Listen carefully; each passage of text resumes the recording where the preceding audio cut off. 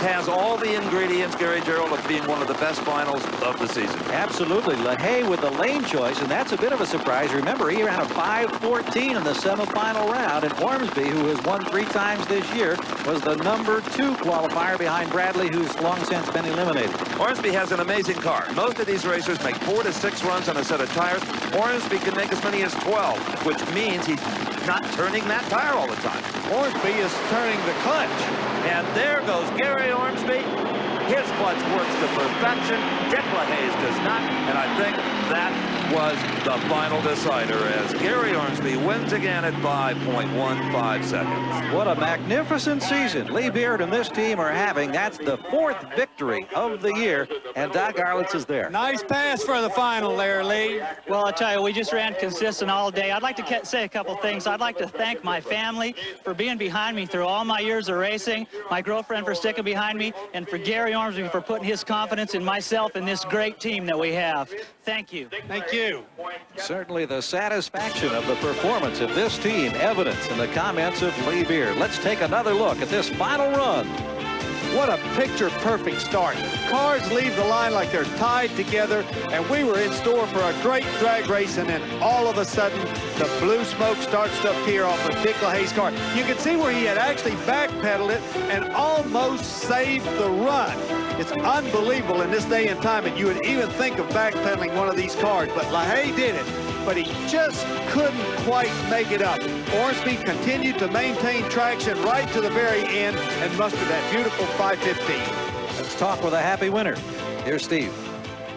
Well, Gary Ormsby has now won half the races in this NHRA season, and that wouldn't be a big feat if there had only been 2 of them. There's been 8 of them, and you've won 4. Gio, great job. Thank you, Steve. It's a credit to the crew. None of them are easy, but this one hadn't been easy this weekend. I think this is the toughest one we've had. In what way? Well, we struggled a little bit all weekend. Tried a new combination, and it's a credit to the crew that it worked here and got us in the winner's circle.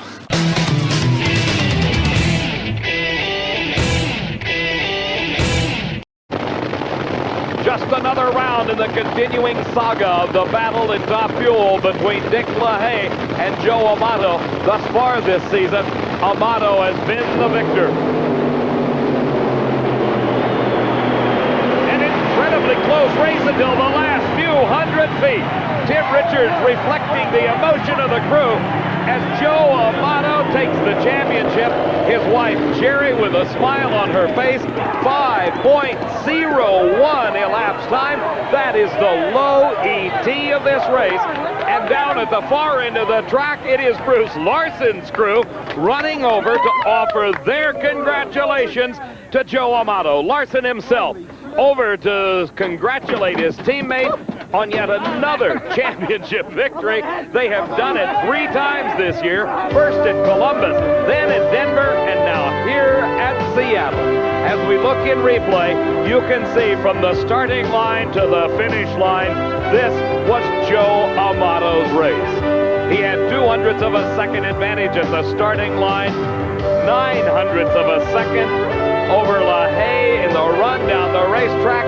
A truly dominating performance. Well, Joe Amato with this brand new race car serves notice that this points thing is not at all over. He makes up some ground. A 5:01. No 4, Steve. That's as close as a 4 as you're going to get. Well, it would have been icing on the cake if we could have run a 4.98 and set the record. But we're happy. We got the win. What can I say? My guys did such a job. I mean, you know, 3 wins in the season of the Keystone team and Century Tax and Gauges and TRW. Maynard Yanks, Tim Richards, and the super crews on both cars. You can't say enough about them 2 teams. I mean, they just kept these cars running, and they've been able to get down the track every run.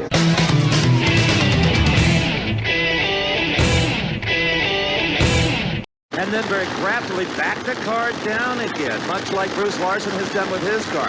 Remember, they run as a team. Very intelligent drag racing today on the part of the man in the far lane. And Gendris has the advantage at the start. But the power is Amato's. 5.12 seconds elapsed time. His speed over 280 miles an hour. And Joe Amato applauds himself as the car comes to a stop. His wife, Jerry, congratulating the crew. And Joe Amato has won his first Top Fuel title of this season. He, the defending and reigning Winston champ. In the instant replay, you can see the advantage that Hank Andrews gained about 0.02 of a second. That dust that was coming out of the back of the cars, that's the clutch burning off some of the facing, allowing the engine to put the power to the ground without smoking the tires. Amato pulled ahead at the finish and by a carling won the Spring Nationals.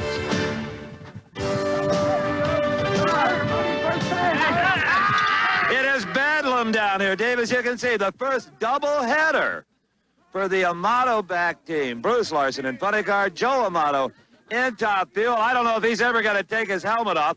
Maybe he'll stand on his head again for us. I don't know. Joe Amato with a wonderful 5:12 elapsed time in the final round. Just what it takes to win it without smoking the tires. I tell you, it has been really crazy down here, everyone, but a whole lot of fun.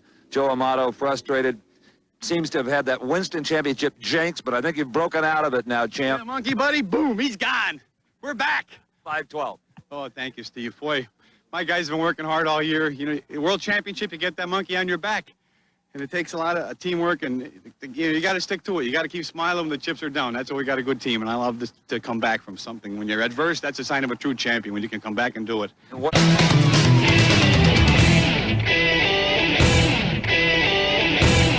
So in the far lane is Joe Amato, the reigning Winston Top Fuel champ. In the near lane is the man who is trying to steal that #1 off the side of Amato's car. A beautiful side-by-side start. Amato out-horsepowers Ormsby and wins it. 5:21 to a 5:33. It looked like maybe a whole shot for Amato. No, that's just how much harder his car left the starting line than Ormsby's. Don? Congratulations, a new track record right on the final, right when you needed it. Well, this is definitely a gratifying day. I mean, Ormsby is a real tough car right now. He's a tough customer, and we're very happy to beat him. Well, he couldn't deal with that 21. No, not in this run, but who knows on the next day. Well, that's another race. We'll worry about that later. We're real happy about this one. Congratulations again, Tim. So Tim Richards has a hand in a pair of victories in the Mile High Nationals. Let's go back and look at the launch now in the Top Fuel final. We see Gary Ormsby take a slight starting line advantage, but we notice a lot of clutch dust coming out of his car. He spun his tires several times at this race, and I'm afraid he was just a little bit too conservative on his clutch, because Amato made up a lot of difference in that first 600 feet of the race.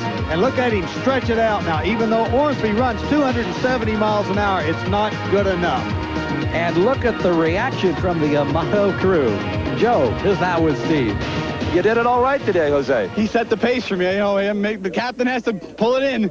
My guys did an outstanding job. All the people from TRW were here. We had to pull it off. But the guys, Timmy and the boys, did the job this weekend. You know, they coming up on this high mountain. This is a crew chief's nightmare up here. Tell me about the race itself with Gary. I knew I had to get a good light because, you know, he's a lever. And we staged, and I didn't want to bring the motor up too high, but we had a lot of power in it. And the thing that left, I know I left ahead of him because the car, or I was in front of him, had the wheels up, and it just boogied down that track, and it went straight as an arrow.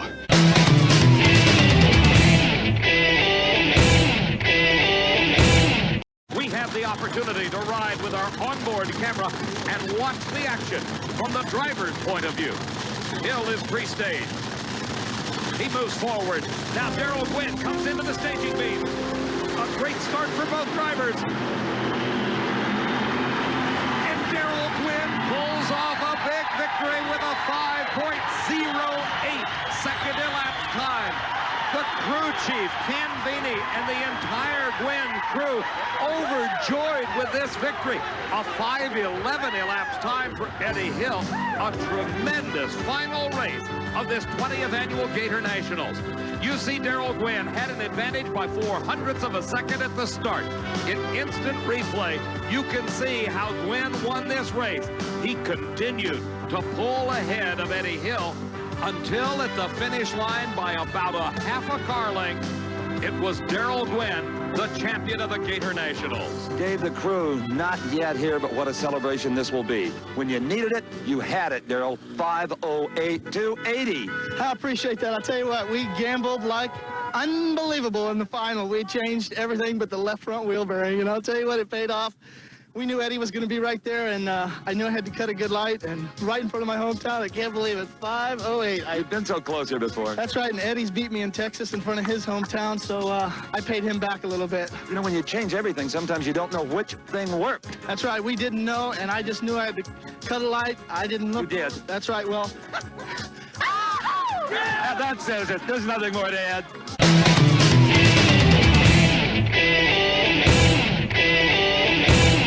Daryl Gwynn dead. Jerry looking on intently. His crew chief, Ken Veeney, the work all done on both cars. It is now the driver's responsibility.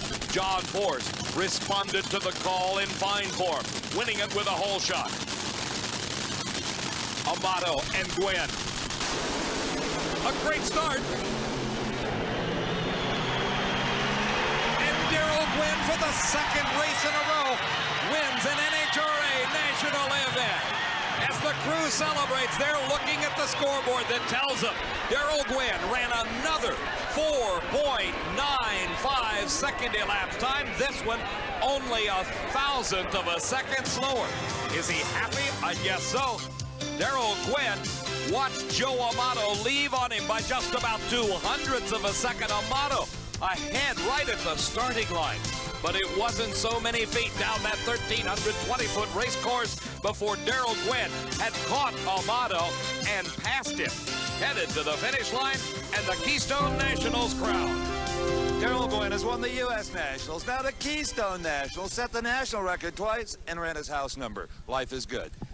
Thank you very much, Steve. This is a lot of things have happened to me over my 10 years of racing, and I've got to say that I'm going to enjoy them. I know that's going to be tough competition next year with Prudhomme and Snake, and I'm going to take every advantage of it now while I can and try and give them a run for their money next year. But beating Joe in front of his hometown means a lot to me, obviously. This is kind of a hometown for me, too, and just want to thank Coors Extra Gold, Quaker State, Dodge, you got it.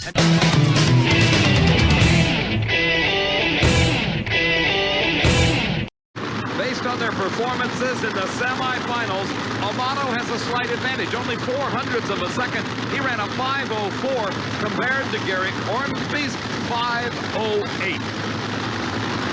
The final staging procedures, a good start, and it's Ormsby with an incredible start. And Ormsby wins his second race in a row, 5.09 seconds to a quicker 5:03 for Joe Amato.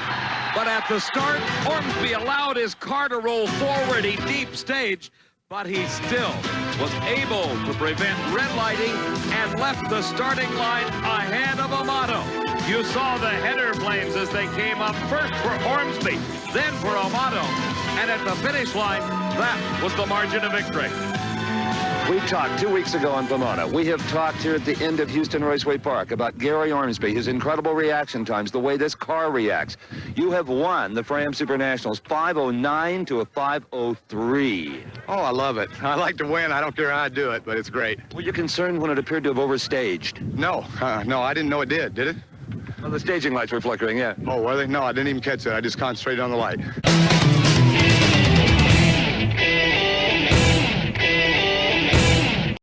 Throwing the switch that activates the onboard recording device. Shirley and Gwynn into the pre-stage meet. Now they roll forward. They're both ready.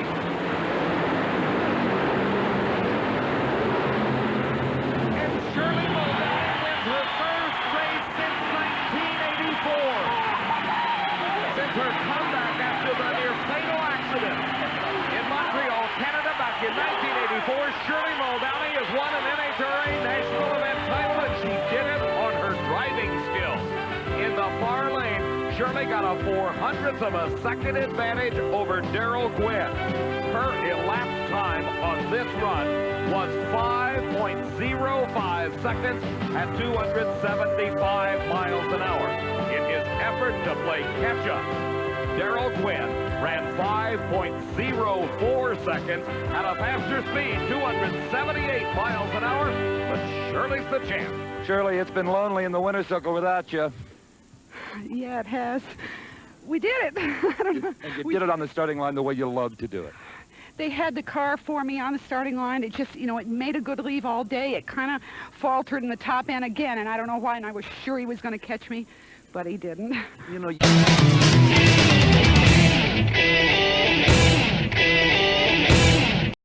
That gave Ormsby, who had a 4-second time in his semifinal win over Amato, the choice of lanes. And he has not switched. He's stayed over in the far lane of the racetrack. Both drivers collecting their thoughts, beginning to concentrate on just what it's going to take to leave the starting line. And Gary Ormsby wins the quickest side-by-side race ever. Daryl Gwynn with problems, some flame coming out of the headers. He ran 494. Gary Ormsby ran 497. The advantage at the starting line gained by Ormsby is what won this race. Look at the header flame standoff of Ormsby's car. First, by nearly 0.08 of a second, Ormsby was out on Gwynn. Daryl continued down the racetrack trying to claw his way back into the lead, but it was not to be, as Ormsby had a great 497 to hold off Daryl Gwynn. Gwynn's speed of only 279 miles an hour indicated that he had problems, and there you see them manifesting themselves in that ball of flame. Steve? You know, David, there's absolutely nothing left for the man behind that multicolored helmet to prove. He has set both ends of the national record. He qualified #1 and won the final round on driving ability with a whole shot. Oh, super, Steve. What was the time? Your 97 beat his 94. Oh, super. I just wanted to win. We need those points, you know. You said there's nothing left. There's one more thing left, and that's the world championship, and that's what we're going for. He appeared to be right with you, and the blower exploded on his car. I never saw him, but, I mean, this car, I can't see him unless they're in front of me, and that's a good... If I can't see him, it's a good sign.